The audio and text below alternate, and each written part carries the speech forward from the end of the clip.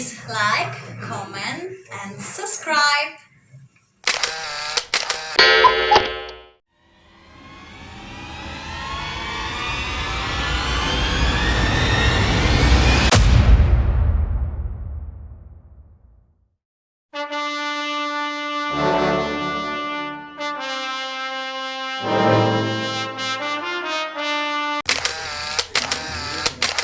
Jadi begini, saya disebut sebagai aktor oleh pembawa acara dua sisi, salah satu media, karena saya mengakui sayalah yang menginisiasi dan menjadi aktor pertemuan antara kader-kader Partai Demokrat dengan Pak Muldoko di satu tempat, di satu hotel di Jakarta Selatan. Tujuannya sangat mulia, yaitu bantuan, harapan pemberian bantuan bencana di salah satu atau beberapa provinsi di Kalimantan yang terkena banjir.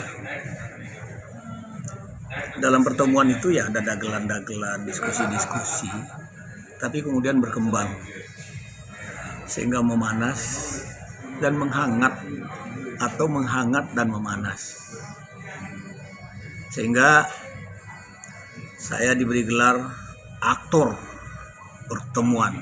Nah, saya siap memang untuk menjadi aktor dalam rangka kebaikan, sebagaimana saya juga menjadi aktor kebaikan menurut saya dan orang-orang waktu itu, beberapa saja orangnya yang menghantarkan akhirnya SBY menjadi ketua umum Partai Demokrat periode keduanya, setelah periode pertama menghantarkan kepemimpinan atau melanjutkan kepemimpinan Anas dari 2013 ke 2015. Kenapa harus saya turun gunung diminta oleh SBY?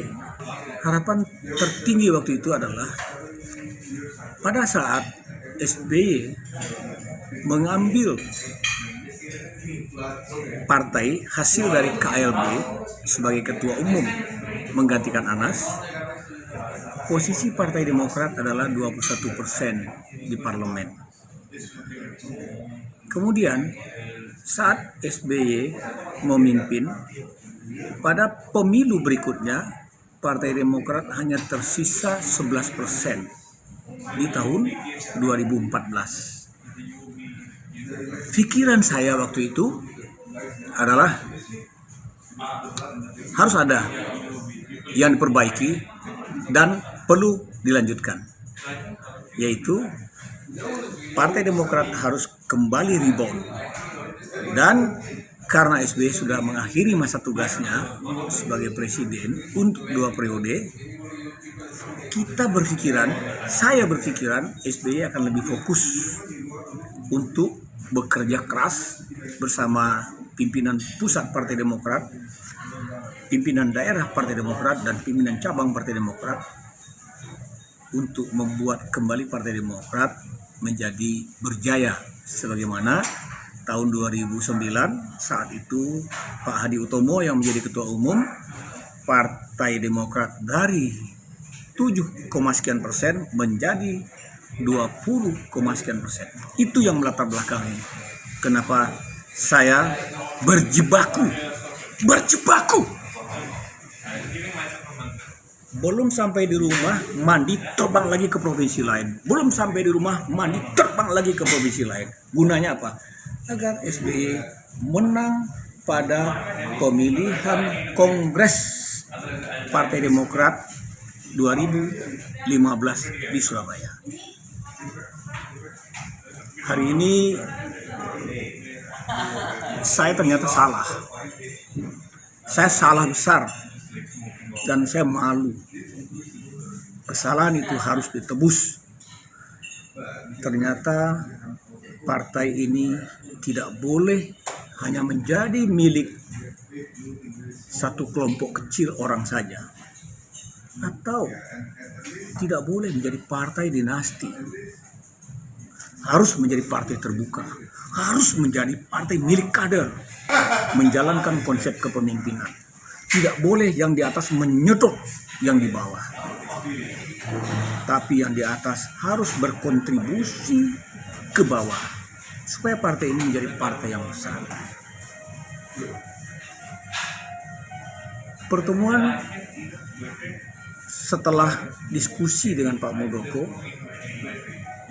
dan setelah konferensi pers dagelan kudeta partai, semakin banyak kawan-kawan yang berdatangan bahwa ternyata doa mereka dikabulkan Tuhan melalui ungkapan kudeta partai,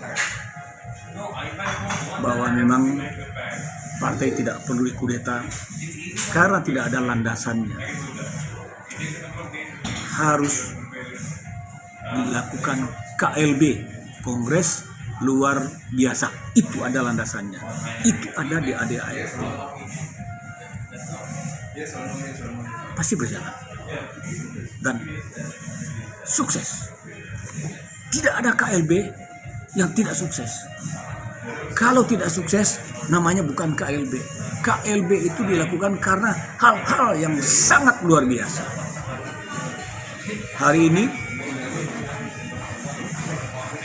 kader Partai Demokrat terzolimi, DPC terzolimi, DPD terzolimi, wewenang dan otoritas mereka diberangus, semua ditarik ke pusat. Pemilihan bupati, pemilihan wali kota, semua tidak lagi menjadi otoritas DPC untuk memilih calon-calon terbaik mereka, ditarik ke pusat. Ini tidak boleh lagi terjadi. Pusat adalah pusat kebijakan, tempat strategis membuat kajian-kajian kebijakan untuk diimplementasikan di daerah. Itulah mestinya partai. Dan saya berterima kasih diberi gelar sebagai aktor dalam pertemuan antara kader dengan Pak Muldoko, sahabat saya sejak tahun 96, sebagaimana kami dulu juga menjadi aktor bersama kawan-kawan lain menghantar SBY menjadi presiden tahun 2004 sampai 2014. Itu catatan sejarah. Biar kami menjadi lilin, yang lain dapat diterangkan. Lebih baik nyalakan lilin sebagai penerang daripada mengumpat atas kegelapan. Paham itu? KLB pasti terjadi. Dan Allah Subhanahu wa Ta'ala, Tuhan yang Maha Kuasa, bersama kita. Jangan takut, jangan gentar. Kawan-kawan adalah pemilik suara. Suara kawan-kawan adalah suara Tuhan. Vox Populi, Vox Dei. Mantap, merdeka.